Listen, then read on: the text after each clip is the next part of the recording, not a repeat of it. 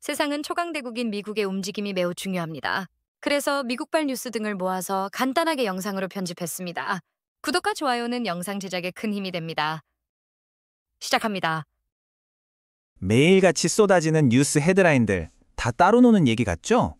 뭐 미국의 CEO 연봉, 저 멀리 중동의 분쟁, 아시아의 긴장감. 이게 다 무슨 상관이야? 싶잖아요. 근데요, 이 모든 게 사실은 돈, 권력, 그리고 갈등이라는 하나의 실로 아주 촘촘하게 엮여 있다면 어떨까요? 오늘 그 보이지 않는 선을 한번 같이 따라가 보려고 합니다. 자, 첫 번째 숫자부터 바로 시작해 볼게요. 1710만 달러. 이게 뭐냐면요. 2024년 기준 S&P 500 기업 CEO들이 받은 연봉의 중간값이에요. 우리 돈으로 환산하면 230억 원이 그냥 훌쩍 넘는 어마어마한 돈입니다. 자, 그럼 이번엔 다른 숫자를 한번 볼까요? 85,419달러. 이건요, 바로 그 CEO가 일하는 회사, 그 회사 직원들의 중간 연봉입니다. 어떤가요? 이 두 숫자 사이에 놓인 거대한 벽이 좀 느껴지세요? 근데 문제는요, 이 격차가 점점 더 벌어지고 있다는 거예요. CEO들 보수는 작년에 거의 10%나 올랐는데 직원들 임금 인상률은 고작 1.7%에 그쳤거든요. 이건 그냥 월급이 좀 다르네 하는 수준의 얘기가 아니에요. 바로 이 지점에서부터 경제 권력의 불균형이라는 이야기가 시작되는 겁니다. 네, 이렇게 점점 더 벌어지는 이 격차. 이건 단순한 숫자가 아니에요.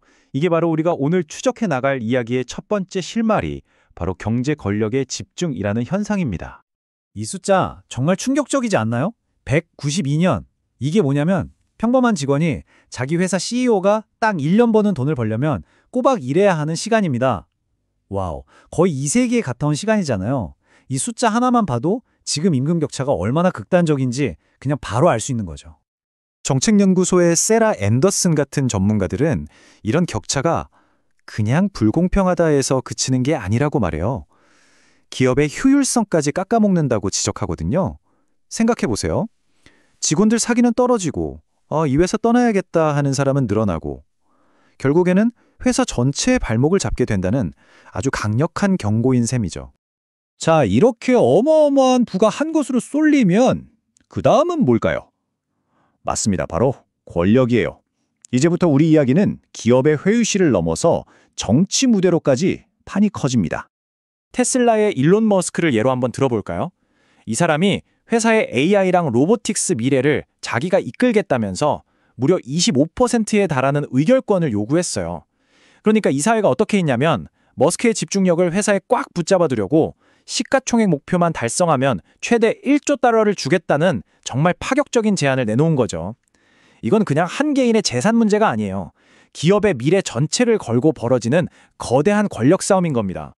이게 정치 영역으로 가면요, 권력 투쟁은 훨씬 더 노골적으로 단합니다.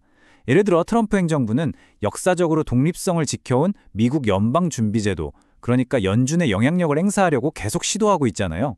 파월 의장을 막 공개적으로 압박하고 쿡 이사는 어떻게든 해임할 명분을 찾으려 하고 심지어 과거에 연준의 독립성을 비판했던 인물을 콕 집어 지명하기도 하고요.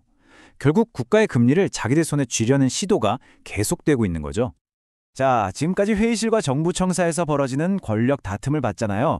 그럼 만약에 이런 경제적, 정치적 싸움이 진짜 물리적인 충돌, 전쟁으로 이어진다면 과연 어떤 모습일까요? 이제부터 이야기의 무대를 최전선으로 한번 옮겨보겠습니다. 지금부터는 이런 글로벌한 긴장감이 어떻게 현실 세계의 비극으로 이어지는지 그 참혹한 결과를 직접 들여다보겠습니다. 숫자 하나를 또 보여드릴게요. 810. 이게 뭐냐면 러시아가 우크라이나의 수도 키이우를 향해 쏟아부은 드론과 기만체의 총 개수입니다. 전쟁 역사상 가장 큰 규모의 공습 중 하나로 기록됐죠. 그리고 저 810이라는 숫자 뒤에는 정말 끔찍한 비극이 숨어 있었습니다. 이 공격으로 한 어머니와 태어난 지 겨우 3개월 된 아기가 목숨을 잃었어요. 그리고 사상 처음으로 우크라이나의 중앙정부 건물까지 파괴됐습니다. 권력 투쟁이 얼마나 참혹한 대가를 치르게 하는지 여실히 보여주는 장면이죠.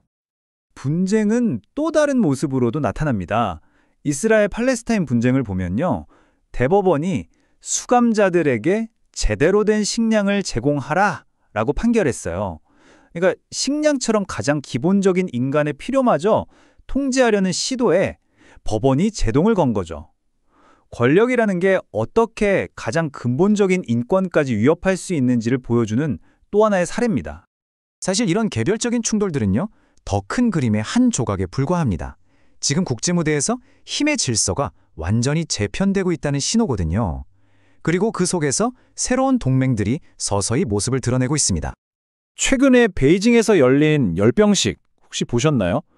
중국, 러시아, 북한의 세 정상이 나란히 서 있는 장면. 그건 그냥 사진 한 장이 아니었습니다. 서방이 주도하는 세계 질서에 우리가 도전하겠다. 이걸 전 세계에 보여주는 하나의 시각적인 선언문 같은 거였죠. 하지만 정보 분석가들의 시각은 좀 다릅니다. 이 연대가 겉으로 보이는 것만큼 그렇게 단단하지는 않다는 거죠. 전직 고위 정보관리였던 베스 세너는 이 만남을 포토오프, 그러니까 미국과 그 동맹국들을 딱 겨냥해서 보여주기 위한 행사일 뿐이라고 잘라 말했어요. 특히 그 이면에는 중국과 북한 사이에 보이지 않는 긴장감이 여전히 존재한다고 지적하기도 했고요. 자, 그렇다면 이렇게 정상들 사이에서 벌어지는 큰 싸움들이 우리가 매일같이 의존하며 살아가는 이 글로벌 시스템에는 대체 어떤 실질적인 압박을 주고 있을까요? 이제 이야기의 마지막 단계로 넘어가 보겠습니다. 가장 대표적인 예가 바로 홍해 상황입니다. 후티 반군이 선박을 공격하면서 시작된 이 지역 분쟁이요, 이제는 전혀 다른 차원의 문제로 번져버렸어요.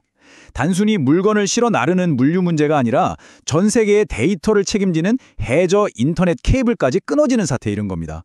말 그대로 지역 분쟁 하나가 전 세계 통신망을 마비시킬 수도 있게 된 거죠. 이런 시스템의 균열은 다른 곳에서도 나타나고 있어요.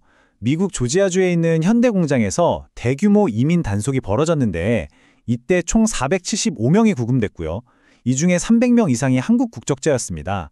한 나라의 정책 결정 하나가 글로벌 노동시장과 공급망 전체를 얼마나 크게 흔들 수 있는지 단적으로 보여주는 사건이었죠. 그리고 이 단속의 파장은 단순히 공장 안에서만 그친 게 아니었어요. 한국과의 외교적인 마찰로까지 이어졌고 양국이 함께 추진하던 주요 경제개발 프로젝트에도 찬물을 끼얹었습니다. 결국 국제 비즈니스와 외교 문제 전반으로 확산된 거죠. 자, 이렇게 오늘 우리는 한 CEO의 월급 명세서에서 시작해서요, 권력 다툼, 전쟁의 비극, 그리고 우리 삶의 기반이 되는 인터넷망까지 전혀 상관없어 보였던 이 모든 사건들이 사실은 얼마나 촘촘하게 하나의 실로 연결되어 있는지를 쭉 따라와 봤습니다. 그래서 마지막으로 이런 질문을 던져보고 싶습니다. 내 월급 명세서에서 시작된 아주 작은 실오라기 하나가 지구 반대편의 인터넷 케이블까지 연결되어 있는 세상. 이 모든 것들이 이렇게나 아슬아슬하게 엮여 있다면 과연 우리 세계를 지탱하고 있는 이 연결고리는 얼마나 튼튼하다고 말할 수 있을까요?